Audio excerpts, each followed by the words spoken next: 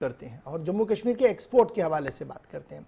Export policy को लेकर सरकार ने एक मौक़िफ़ अडॉप्ट किया है और उसके बाद हैंडीक्राफ्ट को और ज्यादा मजबूती हो इस हवाले से एमएसपीज को भी दे दिया गया है। लेकिन जम्मू कश्मीर की एक और परेशानी सामने आ रही है कि जो हैंडीक्राफ्ट के साथ लोग वाबस्ता है उनके लिए सर्टिफाइड लेबोरेटरी यहां पर नहीं है। अब आप समझ रहे होंगे कि सर्टिफाइड लेबोरेटरी का न होने का मतलब यह है कि शहतूत पर पाबंदी आयद की है सरकार ने बहुत पहले, और शहतूत की बनाई हुई चीजें आप बाहर नहीं ले सकते हैं और शहतूत की बनाई हुई चीजों पर पाबंदी है। लेकिन जब आप एक्सपोर्ट यहां से पश्मीना भी करते हैं तो उसे रोका जाता है, कंसाइनमेंट्स रुकती हैं, जिसकी वजह से काफी कुछ परेशानियां उन्हें होती है। सरकार के सामने पिछले कई सालों से प्रपोजल को रखा गया था कि इस सन्नत को बचाने के लिए एक सर्टिफाइड लेबोरेटरी की जरूरत है, लेकिन शायद सरकार टेक्निकलिटीज में फंसी है और बुनियादी सतह पर इस मामले को समझ नहीं पा रही है। हजारों करोड़ रुपए का एक्सपोर्ट होता है और इससे हजारों घर भी पलते हैं, लेकिन न जाने क्यों सरकार की नजर से अभी तक यह चीज ओझल थी। इस पर जरा और बात करेंगे, समझने की कोशिश करेंगे कि आखिर टेक्निकल प्रॉब्लम कहां पर है और सरकार इस पूरे मामले पर क्या कुछ कह रही है। हमारे साथ मुसद्दिक शाह साहब हैं, खुद एक इस काम के साथ जुड़े हुए हैं, हैंडीक्राफ्ट एक्सपोर्ट के साथ जुड़े हुए हैं, और स्पेशली जब इनसे बात करते हैं तो आपको पता लगेगा कि सिचुएशन किस तरीके की बनी है और कश्मीर के ताजरों को जो इस हैंडीक्राफ्ट हैंडलूम के साथ जुड़े हुए हैं, जो दुनिया भर तक जम्मू कश्मीर की पहचान को पहुंचाते हैं, उन्हें क्या क्या परेशानी है। मुसद्दिक शाह साहब मेरे साथ ज्वाइन कर चुके हैं श्रीनगर से। बहुत शुक्रिया शाह साहब ज्वाइन करने के लिए। बड़ा इंपॉर्टेंट है, जब मैं माजी में देखता हूं और हाल में देखता हूं तो बड़े वादे होते हैं जी, हमने जी घरेलू सन्नत को बढ़ाना है, फिर बात यह भी हुई कि हमारे एक्सपोर्टर जो हैं उनकी परेशानियों को खत्म करना है, एक एक्सपोर्ट पॉलिसी बनानी है, फिर यह कहा गया कि अब एमएसपी का मामला है जी वो भी हल कर दिया गया। लेकिन आज जो बात सामने रखी गई है वो एक यूनिक इशू है और शायद ये पहली बार सामने नहीं रखा गया, बहुत बार यह सामने आया था और सरकार लहतुलहल से ही काम लेती रही, क्योंकि मामला पश्मीना का है जिसे शहतूत के साथ जोड़कर देखा जा रहा है इंटरनेशनल मार्केट में, और सर्टिफिकेट की जरूरत है स्टेट की तरफ से। देखिए गौर साहब, जैसे आपको पता है हमारा ये पश्मीना का इंडस्ट्री 700 साल पुराना हमारा ये विरसा है।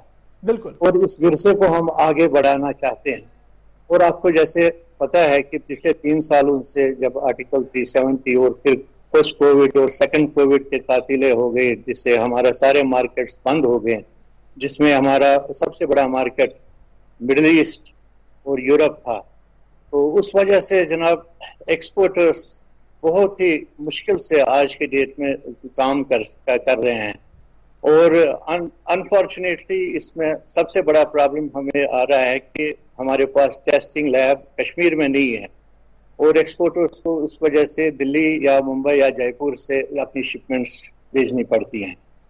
तो जैसे कि आपको पता है शहतूत तो आप बैन है, नहीं कर सकते हैं। और पश्मीना में देखिए कोई भी स्ट्रैंड आपको पता है हजारों किलो का ये पश्मीना हमारे पास आता है और फिर उसको एक प्रोसेस होती है कटने की, फिर बुनने की, और फिर आहिस्ता इसमें हम देखिए एक स्ट्रैंड अगर शहतूत का हो गया हम भी नहीं निकाल सकते हैं इसको।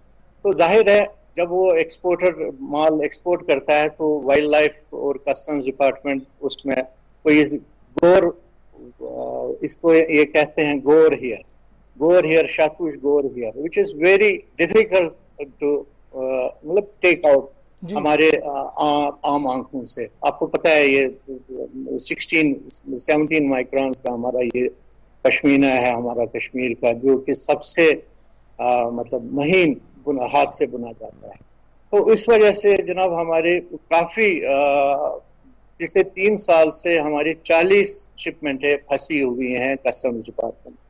और जैसे कि आपको पता है शहतूत का ऐसा मतलब कानून है, अल्लाह ना करे इसमें सीधा जेल हो सकता है, तो उसे हमारे सब एक तो हमारा काम बंद हो गया पिछले 3 साल से, और ऊपर से ये परेशानी होती है कि सीधा इनको यहाँ पे टेस्ट लैब नहीं है, देहरादून इनको भेजना पड़ता है जिसमें 6 दिन लगते हैं और उसमें हमारा शिपमेंट जाया हो जाता है।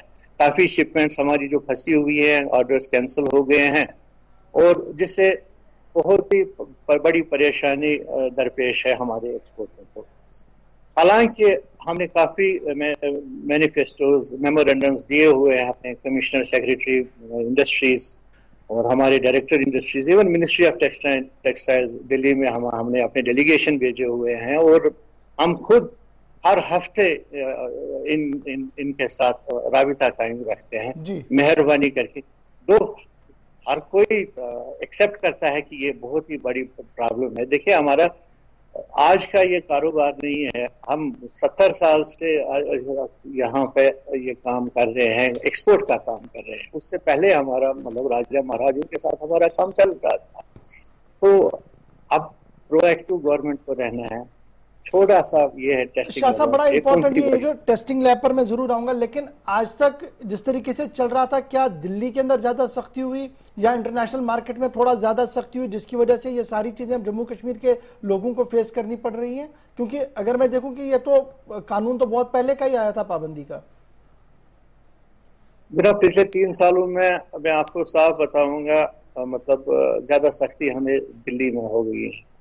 दिल्ली में ये सख्ती हो गई है और ज्यादा सख्ती मतलब अगर लैब वहां पे भी होती तो मसला नहीं था। इनको देहरादून भेजना पड़ता है और जो वहां पे भी पुरानी एक लैब है।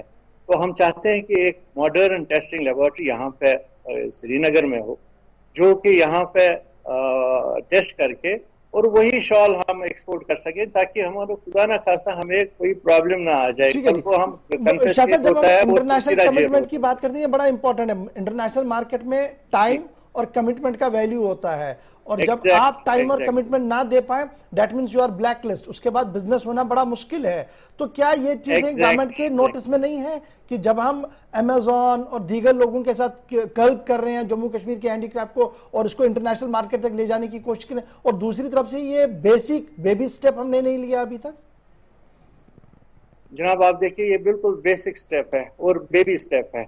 ये देखिए, बहुत जरा से हमको भी पता चलता है कि जो मुश्किलात हो रही हैं, हो सकता है इसे पार्ट ऑफ आवर पॉलिटिकल जो यहाँ पे मसले मसाइल हैं, अब मैं उसमें नहीं जाना चाहता हूँ। लेकिन एज एन एक्सपोर्टर हमारा ये है कि हमारा काम है इनके पास हमारी मुश्किलातें पहुँचाना। जो भी हमारी अथॉरिटीज है यहाँ पे, हमारा वो काम है जनाब, और हम अपना काम बगैर रोज जनाब करते हैं। हम हर दिन हम इनको जनाब, आप देखिए आज के न्यूज़पेपर्स में भी हर जगह लिखा हुआ है कश्मीर, यहाँ पे भी दिल्ली में भी जनाब ministry of textiles last week में हमने जनाब अर्जी। अच्छा, अप्रॉक्सीमेटली अगर आपसे मैं जानना चाहूँ कि कितने लोग होंगे जो इस एक्सपोर्ट के साथ जुड़े हैं, और कितने लोग वो कारीगर होंगे जो डायरेक्टली इनडायरेक्टली इसके साथ जुड़े हैं? ये दो तरह के पिलर है ना जिनको देखना पड़ेगा। जी जी जी, देखिए 2,30,000 जो कारीगर हैं वो रजिस्टर्ड है हमारे JNK हैंडीक्राफ्ट डिपार्टमेंट के साथ ये, और उसमें जनाब लगभग 4,000 हमारे एक्सपोर्टर्स हैं जो कि जनाब हमारे चैम्बर्स और बाकी के साथ ऑलरेडी रजिस्टर्ड है। मतलब टोटल अगर हम इसमें इंडस्ट्री देखेंगे जनाब, ये लगभग 10 लाख लोगों की इंडस्ट्री है पश्मीना की। और आप देखिए जनाब, बहुत ही अच्छी बात है कि लास्ट वीक ही गवर्नमेंट ने एक मिनिमम प्राइस MSP यहाँ पे निकाला, पश्मीना का भी और कारपेट्स का भी। हम बहुत ही इसको मतलब सपोर्ट करते हैं कि इससे हमारे कारोबार और जो छोटे बुनकर है और वीवर्स है उनके पास अच्छी वेजेस आ जाएंगी। लेकिन मसला है गवर्नमेंट को सामने आना है, गवर्नमेंट को ही पहले परचेज करना है जनाब। हम 5-6 महीनों से आप देखिए सब बैठे हुए हैं, 3 साल से हमारे मंडियां बंद है।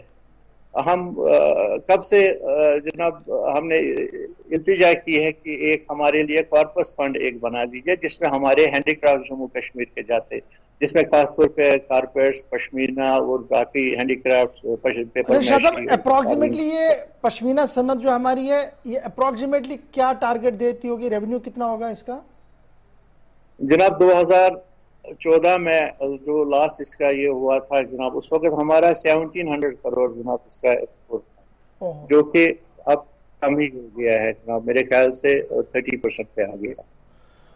बहुत बहुत शुक्रिया जी शाह साहब हमारे साथ ज्वाइन करने के लिए। 17,000 करोड़ रुपए की इंडस्ट्री अब आहिस्ता आहिस्ता करके दम तोड़ रही है और वजह यह है कि बुनियादी सतह पर एक लैब होनी चाहिए थी जो आजकल देहरादून के अंदर है, लेकिन मामला जम्मू कश्मीर का है और जम्मू कश्मीर के लोग जो एक्सपोर्ट के साथ जुड़े हैं, पश्मीना बेचते हैं, रोका जाता है। सही बात है, कानून है, रुकना चाहिए, लेकिन सर्टिफिकेशन देना और एथेंटिकेट करना यह सरकार का काम है। और पिछले कई सालों से ये लोग चीख रहे हैं, चिल्ला रहे हैं कि एक ऐसी जदीद लेबोरेटरी का कयाम श्रीनगर के अंदर किया जाए जहां पर टेस्ट हो, सर्टिफाई हो, तब जाकर लोग एक्सपोर्ट करें ताकि उन्हें भी दो पैसे मिल सके और रियासत के खजाने को भी कुछ फायदा हो। और ये हजारों करोड़ रुपए की इंडस्ट्री जो है ये आहिस्ता आहिस्ता करके अब दम तोड़ रही है, क्योंकि मामला छोटी सी एक लैब का है जो शायद चंद हजार करोड़ रुपए की नहीं होगी, बल्कि अगर सही तरीके से देखें तो 1-1.5 करोड़ रुपए के अंदर बहुत बड़ी लैब जो है वो बन सकती थी मरहलावार तरीके से, लेकिन शुरुआत करने की जरूरत है। बहरहाल इंतजामिया की तरफ से कहा जा रहा है कि मरकज के साथ जो मामला जो है वो उठाया गया है और बहुत जल्द टेक्सटाइल मिनिस्ट्री जो है वो इस पर फैसला लेगी। लेट अस होप सो कि टेक्सटाइल मिनिस्ट्री बहुत जल्दी जो है वो इस पर फैसला